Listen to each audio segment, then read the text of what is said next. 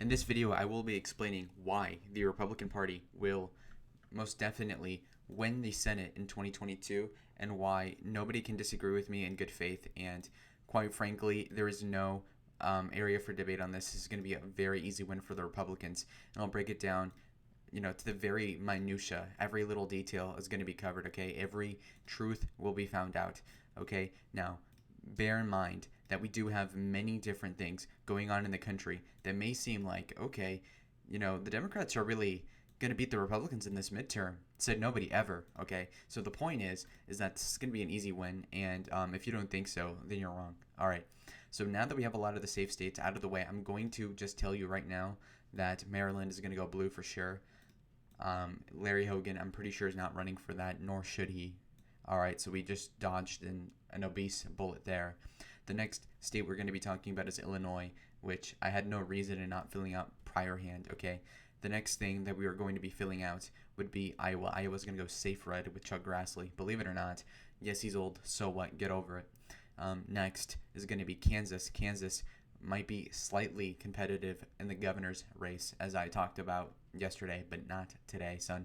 So that's going to be fine. Indiana, which would have been competitive 10 years ago, will not be.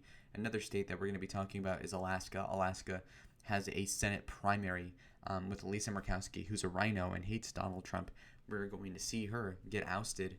If not, she might hold on, but the chances of a Democrat winning is virtually none. So we're just going to leave this safe red. Next state is Missouri. If Josh Hawley can win Missouri, then anyone can win Missouri.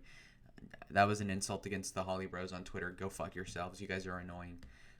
Next state I think we are going to win is South Carolina with Tim Scott.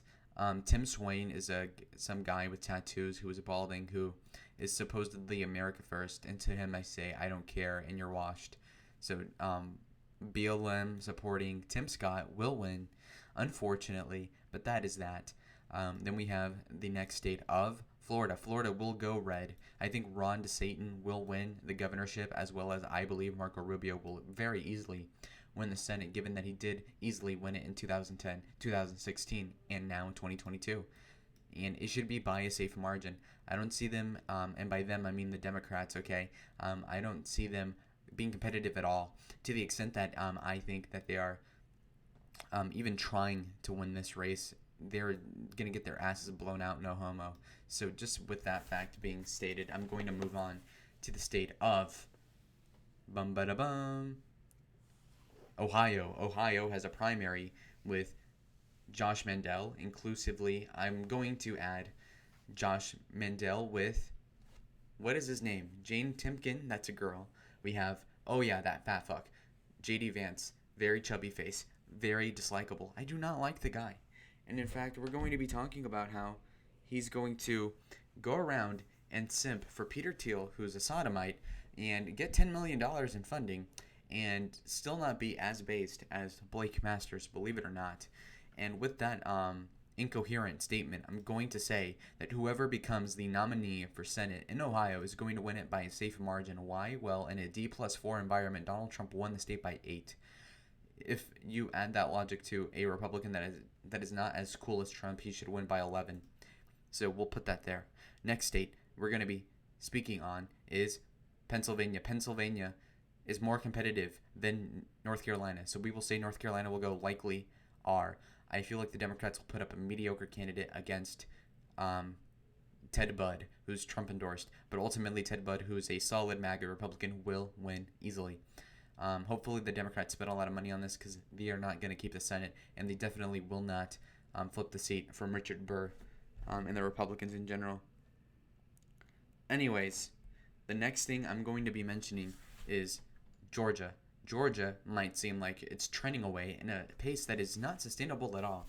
And to the people that say that, you're dumb. Your timetable's completely off. I think that Georgia will indeed flip to the Republicans back to where it belong.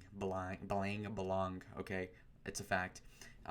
The Democrats are doing atrocious. Raphael Warnock, who looks like a dog, simply cannot win. He does not have much appeal. The blacks in Georgia do not feel that cool. Like, he's not a cool guy. He does not have Obama swagger. He's just lame. He ran over his wife's foot. which is funny, but still not a good look overall. I think he will get his ass blown out by Herschel Walker, and not his gay son, but the actual Herschel Walker, the based Walker. In fact, he would be the runner Herschel Walker, running back Herschel Walker, the Walker Texas Ranger Herschel Walker. With those references out on the table, I'm going to take Georgia, the good state of Georgia. We'll go to based black guy Herschel Walker. Okay, and today we are being satirical and schizo because I just cannot be bothered to make political content to save my life.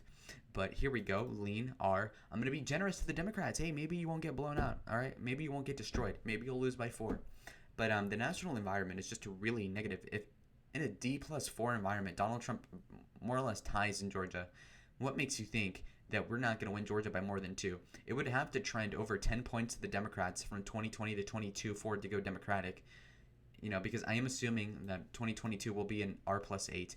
And don't even get me started on if the election were held today. The Democrats would get fucking destroyed. Joe Biden's approval rating is like -15. It's garbage. It's like Trump during Charlottesville. It is just not good optics.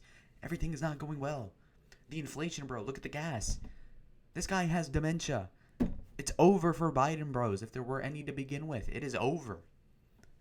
The Senate is in Mitch's hands, bro. And you're going to see why in any second. It's imminent. All right, next state we're going to be talking about is Pennsylvania. Pennsylvania might seem competitive, but if you look at it, Pennsylvania was pretty much a competitive state in 2016 and 2020, despite the Democrat winning the popular vote in both elections.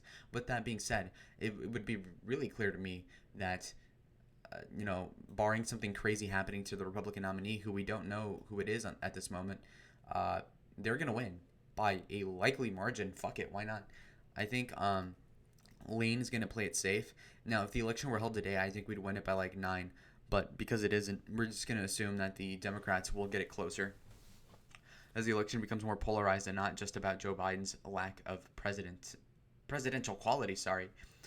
Let's also conclude with the statement of Sean Parnell. Sean Parnell is really the nominee that was clearly going to win the Senate seat, and then he unfortunately chose his kids over politics, which I honestly don't understand. I don't have children, but simp. I'm kidding, of course, but he's a goner. Bye. Anyways, we could have Scott Perry run. I believe that's somebody who's relevant. That's a cool name in my opinion.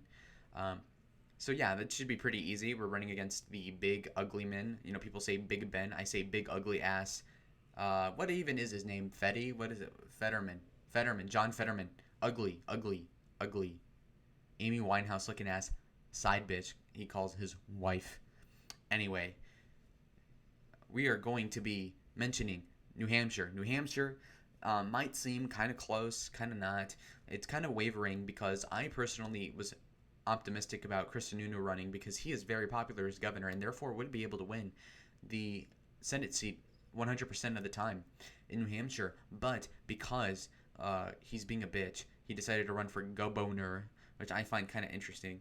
And with him running for governor, I honestly think that he will win the governorship. But besides that, I don't care. The point is that he blew our chance of winning New Hampshire by a solid margin.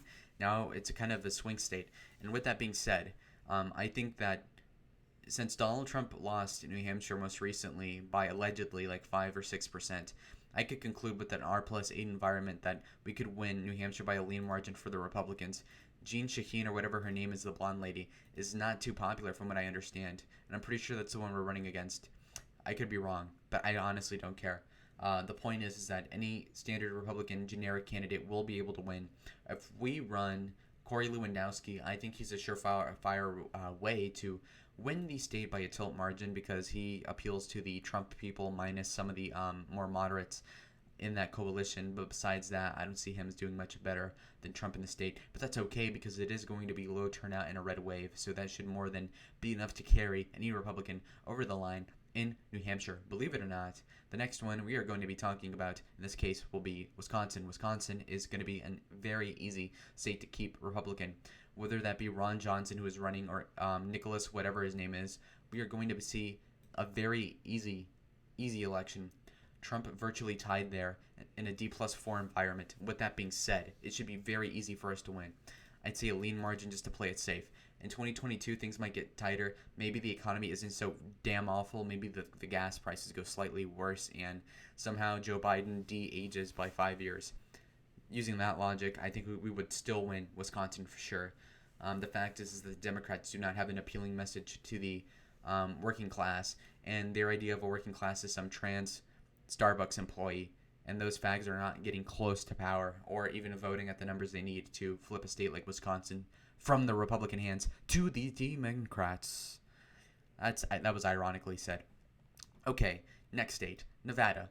Nevada might seem to you like a state that is mostly a leftist one, but given the fact that the Hispanics have been trending to the Republicans even on the off year with Donald Trump not on the ballot, I would honestly conclude that with the COVID lockdowns and with new ones coming, if the Democrats are dumb enough to fall for that with the new variants, they are going to alienate a lot of the working class Hispanic base that they're used to getting, at least under the Obama coalition in 2012. With that being said, I think that not only with the Hispanic swing for the Republicans helping them in the short term, I also think that the white people will come to their senses once more in Nevada, and Nevada would go from a D+2 state, or a state that voted 2 points to the right of the country in 2020, to a state that would vote maybe 3 points to the left of the country in 2022, which would be R+5. And if that's the case, then we could probably conclude that we are going to win Nevada lean, which is very reasonable. Another state we're going to be talking about is Colorado. Why do you think I left Colorado out for this long? Well, Colorado is really the tipping point state, or not the tipping point state, but the white whale. I think that Colorado is the state that we could win if we do amazing. Okay, what do you mean by amazing, Lalo? Well, I personally think that given that it went 14 points Democrat in 2020, and you adjust that Cory Gardner outperformed Trump by 5, you can conclude that Cory Gardner in 2020 did about 9% of a loss. Okay, so he lost by 9. But if it's an R+8 environment versus a D+4, then that's a 13-point shift, in which case Gardner would win that election by 4, more or less. So given that fact, if it's an absolute ass blown out, sorry, that's pretty graphic. If it is a complete obliteration of the Democrats, as I hope it will be in 22, and we keep the momentum going and the Biden approval just goes down slightly more, I could see us winning Colorado in an upset. But just to play it safe, I will put Colorado in the lean blue category. But I'm just saying that this is definitely a red flag that it's even this close. I think Colorado could go red in the absolute best scenario, but this is the most likely state that nobody predicts flipping that would flip. Okay? Also, the governorship for New Mexico could flip Republican if we get lucky with Mark Ronchetti or Chad John Doyle. Next state, the last state, the best state, we have Arizona, home to the best NFC team in the NFL, home to shitty hockey teams, home to Doug Ducey, home to me. We are going to conclude that Arizona will be won by future nominee of the Republican Party, Blake Masters. Blake Masters, who is appealing to the suburbanites, who, in fact, himself is a suburbanite from what I can tell, someone who has a very high IQ, who's relatively young, who's very based on the issues, has only one thing I don't like about him, which is that he is friends with a gay man, but besides that, he has everything going for him. And because of that, I would probably say that he's going to have better optics than Trump, meanwhile appealing to the same base, not as much because Trump is awesome and cool and charismatic in his own way, but he is certainly going to get those votes either way. And obviously, Joe Biden was slightly more appealing than average for a Democrat in Arizona, but the facade of him being moderate and competent is completely gone now. He's not as moderate as he said he was, and he's completely senile, and it's very clear to the people of Arizona. And I've yet to run into a single person in Arizona who supports Joe Biden, like unironically likes him. So from that fact, I'm going to go ahead and deduce that Arizona would go, look, listen, Mark Kelly beat Martha McSally by only 2.5% in 2020. But that being said, I could think that Mark Kelly is going to perform even worse in 22. Why? Because the moderate facade, when he's literally voted for everything that Joe Biden has wanted him to vote on, I just do not see Mark Kelly getting any Maverick John McCain cross-party support. So in a polarized election, I see Blake Masters beating the bald astronaut by a lean margin. So there you go. Arizona flips back red, and you will love to see it, folks. With everything being said, okay, just to say that phrase for like the 15th time today, I'm going to tell you, we flipped Nevada, we flipped Arizona, we flipped Georgia, we flipped New Hampshire, and overall we picked up 4 seats. A lot of Democrats might come up and say, "Oh, so much for a red wave. You guys only netted 4 seats." Well, guess what, assholes? We could have only won these 4. Like, what is a better case scenario? We flip Colorado, Oregon. Like, that's kind of ridiculous. The fact is that this map is pretty good for a loser party, where there's only a handful of states that could be flipping either way. Okay. Now, if we did have Montana on the map, we would have flipped that one. Minnesota, Michigan, but alas, we don't get that lucky. But yeah, 2022 will go back to the Republicans' hands. At this point, projecting onto a year into the future, I would say that we have a 95% chance of winning the Senate at this rate. Now, things could change and we could get unlucky, or you know what could happen. But again, we cannot take that into account because I do not want to get another community guideline strike. And yeah, anyways, I hope you enjoyed the video. I think this is a very correct prediction. And give or take 1 or 2 seats, I think I'm going to be exactly correct on all the seat changes. Margins, who cares? Nobody's going to remember this shit anyway. Thanks. Bye.